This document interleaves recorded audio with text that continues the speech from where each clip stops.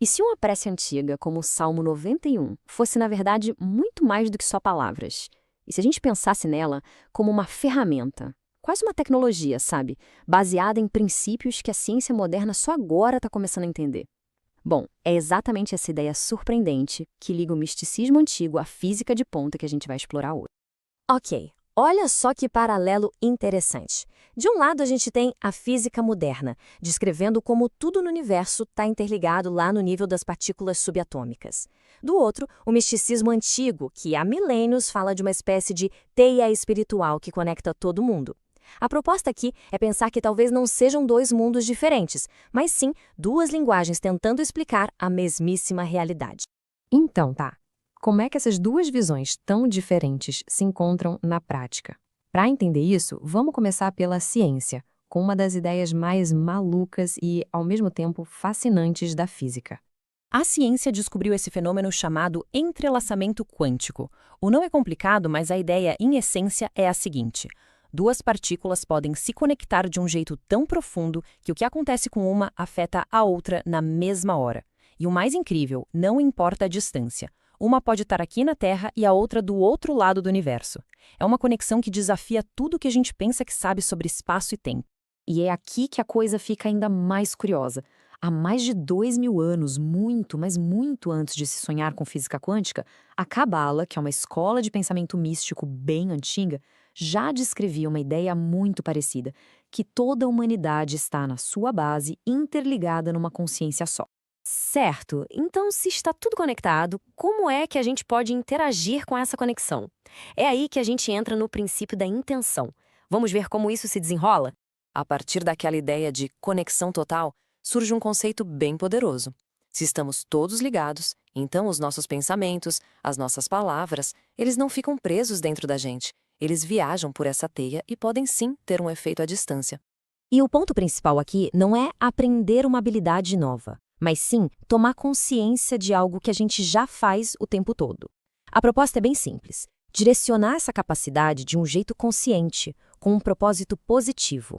Em vez de deixar que ela funcione no piloto automático, às vezes até de forma negativa. Então, o segredo é transformar isso num processo com 3 passos bem claros. Primeiro, definir uma intenção. O que exatamente se quer? Segundo, usar a palavra como se fosse o veículo para levar essa intenção. E terceiro, direcionar essa energia para um alvo específico. E é exatamente aqui que o Salmo 91 entra na história. Vamos entender como ele é apresentado como um instrumento ideal para essa prática. Dentro dessa perspectiva, o Salmo se transforma. Ele deixa de ser visto só como uma oração e passa a ser encarado como uma espécie de código vibracional. É como se fosse uma sequência específica de palavras e sons que, quando ativada com intenção, vira um canal para projetar uma energia de proteção. Isso ajuda a gente a sacar o propósito por trás da recitação. Não é só ler por ler, sabe? O ato de vocalizar as palavras, e aqui o destaque é para sua forma original em hebraico, é visto como a forma de gerar uma vibração única, canalizar a intenção e, por fim, enviar essa proteção direto para o alvo. E isso tudo nos leva para uma aplicação ainda maior. Como usar essa energia focada não só para a gente, mas para um propósito muito mais amplo. A prática incentiva muito que a gente direcione essa proteção para fora, para além de nós mesmos.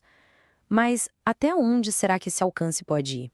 E a resposta é que, aparentemente, a escala não tem limites.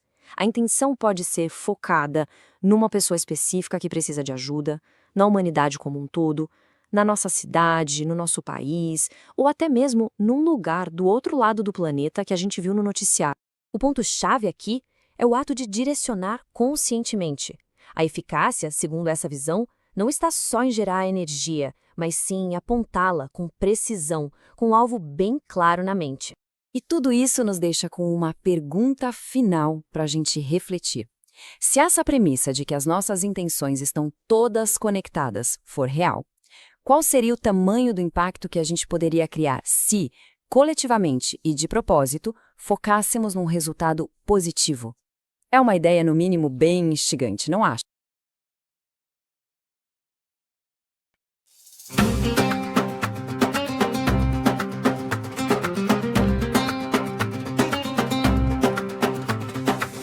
يوشف بستر اليوم بتسل شدايك لونه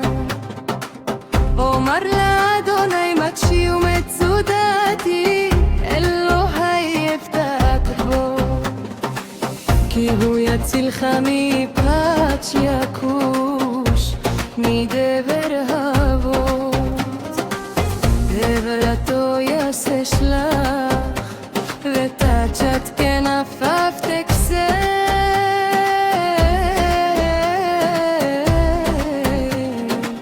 זינה וסוד שרמיתו לא תירה מפרצ'ת לילה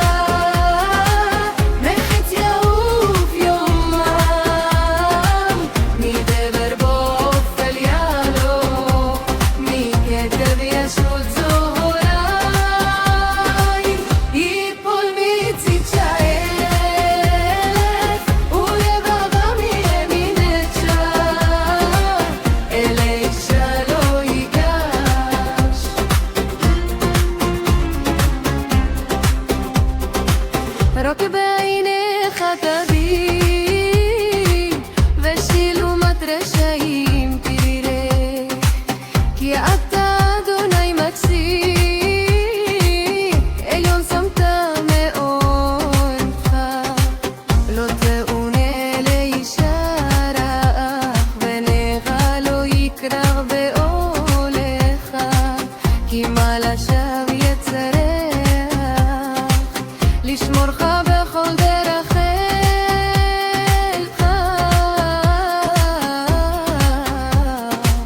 לשמורך בכל דרכיך על כפיים ישאונך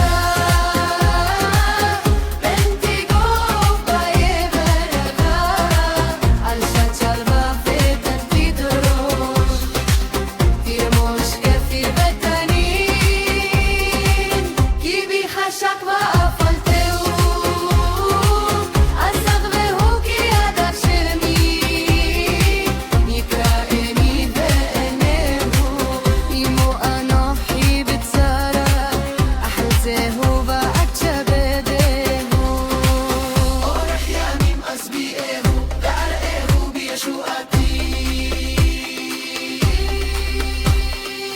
אורך ימים אשביעהו ואראהו בישועתי